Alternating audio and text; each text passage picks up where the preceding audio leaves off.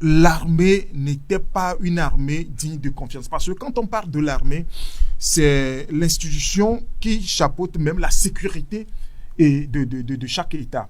Mais avant même, si je recule un peu en arrière, avant même l'indépendance, il y avait un accord qui ne dit pas son nom, un accord de défense que la France a fait signer avec ses anciennes colonies, qui stipule que à chaque fois que vous avez besoin de l'armement, vous devez faire recours à la France d'abord.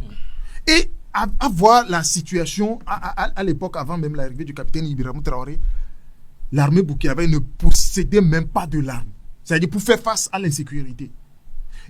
Pourtant, la France était sur le territoire parce qu'il y a les troupes françaises qui sont là, il y a les troupes onusiennes qui sont là, beaucoup d'interventions étaient sur le territoire burkinabé, mais la situation était à un niveau que lorsque le capitaine Ibrahim Traoré est venu au pouvoir, il les a fait toutes chasser et il a commencé à réarmer ces hommes. Parce qu'en tant que militaire, il a besoin d'armes.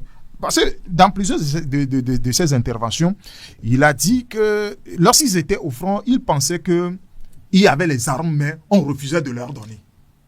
Mais il n'y en avait pas. Quand il a pris le pouvoir, il a remarqué que le pays même n'a pas d'armes. C'est-à-dire qu'il n'y a rien. Il n'y a rien.